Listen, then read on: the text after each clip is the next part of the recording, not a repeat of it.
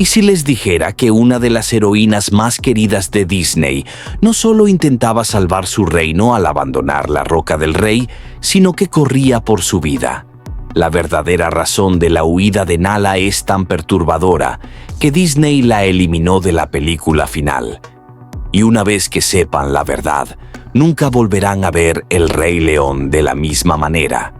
Hola, familia de la manada. Antes de sumergirnos en este oscuro capítulo de la historia de Disney, tómense un segundo para suscribirse y unirse a nuestra manada. Créanme, no se perderán lo que descubrimos en estos videos.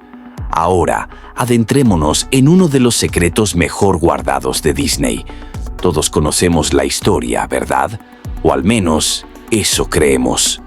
Nala abandona las tierras del reino, se topa con Simba, viviendo su mejor vida de una matata, y lo convence de regresar y salvar a todos de la tiranía de Scar. En resumen, pero aquí está la cuestión. Siempre ha existido esta enorme pregunta que nadie parece hacerse. ¿Por qué Nala esperó tanto para irse? Piénsenlo. Las tierras del reino estaban literalmente muriendo. Los rebaños desaparecían, los ríos se secaban. Todo se convertía en cenizas y huesos bajo el dominio de las cicatrices. Entonces, ¿por qué no se fue antes? ¿Qué la llevó a quedarse en este páramo literal durante tanto tiempo solo para decidir de repente: bueno, ¿es hora de irse en paz? Bueno, mis queridos detectives de Disney, eso es exactamente lo que vamos a descubrir hoy. Y déjenme advertirles, esta historia se vuelve oscura, muy oscura. Disney tuvo que eliminarla de la película, pero primero debemos entender exactamente a qué se enfrentaba Nala en la Roca del Rey, porque no se trataba solo de irse de casa. Se trataba de abandonar toda su herencia, el legado de su familia y todo lo que había conocido. Retrocedamos a las tierras del reino antes de que todo saliera mal. Ya saben, esas hermosas escenas iniciales de El Rey León no eran solo una sabana cualquiera que la familia de Mufasa reclamara. Las tierras de la manada eran su hogar ancestral, transmitido de generación en generación por leones reales. Hablamos de una dinastía que se remonta al legendario Ascari, fundador de la Guardia del León. Y esta no era una propiedad cualquiera bajo el reinado de Mufasa. Las tierras de la manada eran literalmente un paraíso terrenal. Existía un ecosistema perfecto donde depredadores y presas coexistían en un hermoso equilibrio.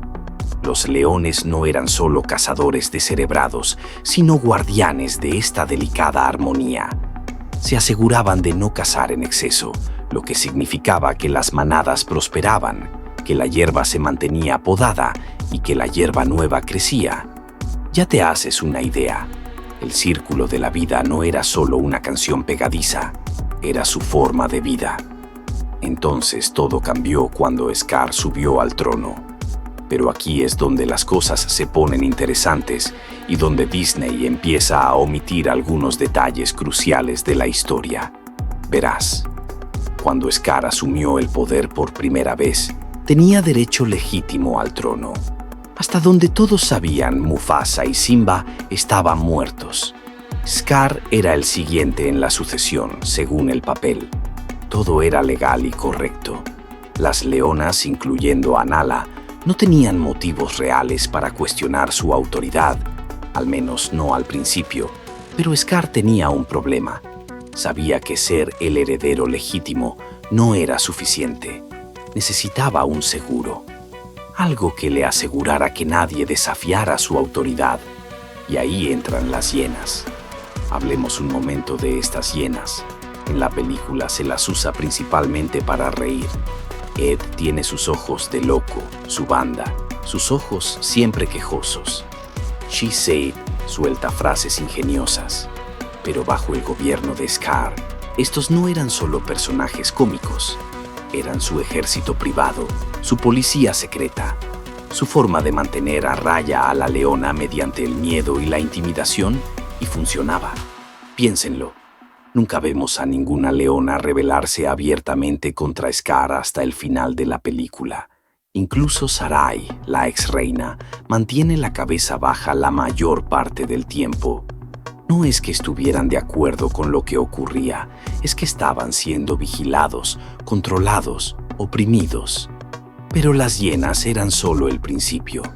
A medida que las tierras de la manada empezaban a morir, algo más estaba sucediendo, algo mucho más siniestro. Scar estaba perdiendo el contacto con la realidad. Y aquí es donde llegamos a la parte de la historia que Disney decidió que era demasiado oscura para su película familiar. Originalmente había una escena y luego un número musical completo en el espectáculo de Broadway llamado La locura del rey Scar. Y déjenme decirles, esta escena hace que el fuego infernal de Frost parezca una canción de cuna. En esta escena eliminada vemos a Scar cada vez más paranoico.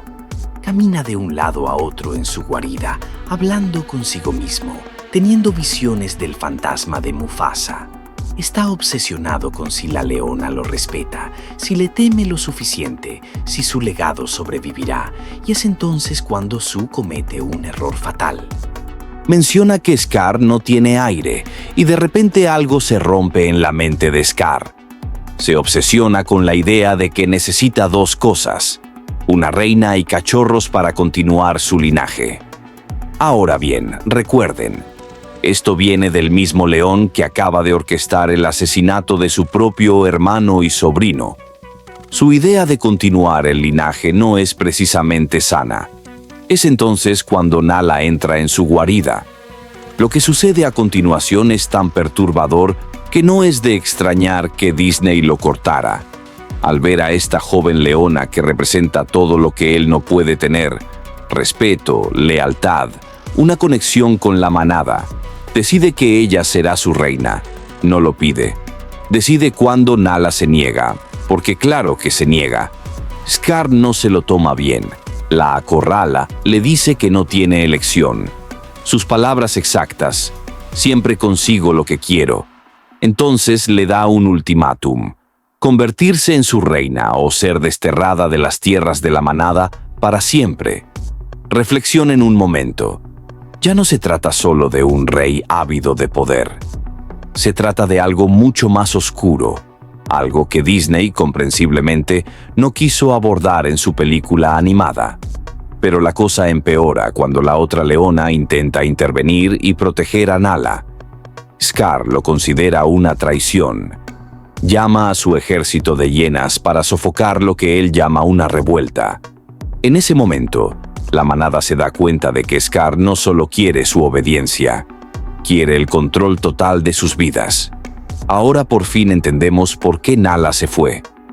No se trataba solo de buscar ayuda para la manada.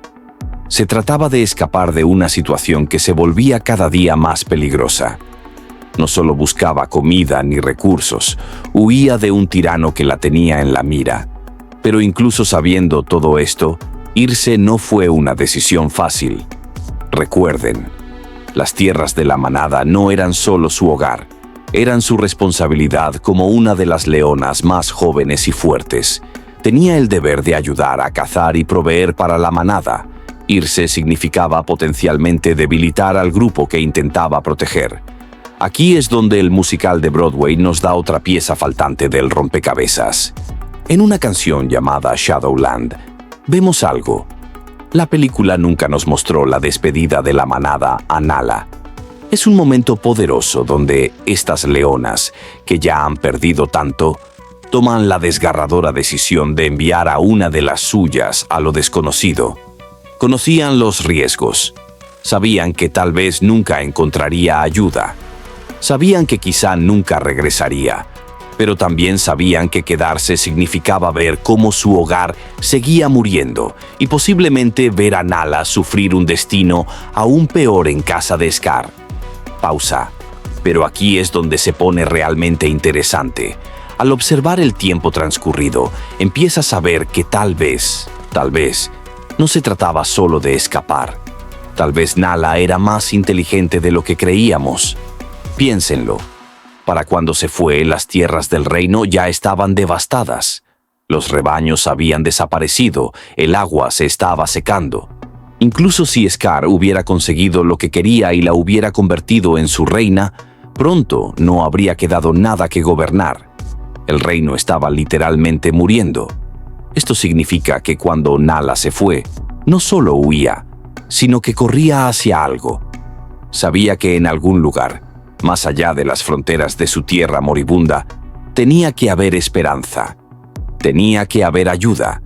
Tenía que haber una manera de salvar a su familia. Y no es curioso que, de todos los lugares a los que podría haber ido, terminara justo donde estaba Simba. Ahora la película lo presenta como una coincidencia. Estaba cazando a Mba. Simba interviene en la gran escena sorpresa de la reunión. Pero ¿y si no fuera una coincidencia? ¿Y si Nala, quien creció con Simba, quien lo conocía mejor que casi nadie, hubiera tenido algún tipo de intuición sobre a dónde podría haber ido? ¿Y si hubiera seguido no solo su olfato de cazadora, sino su corazón de amiga? Visto así, el viaje de Nala se vuelve aún más extraordinario.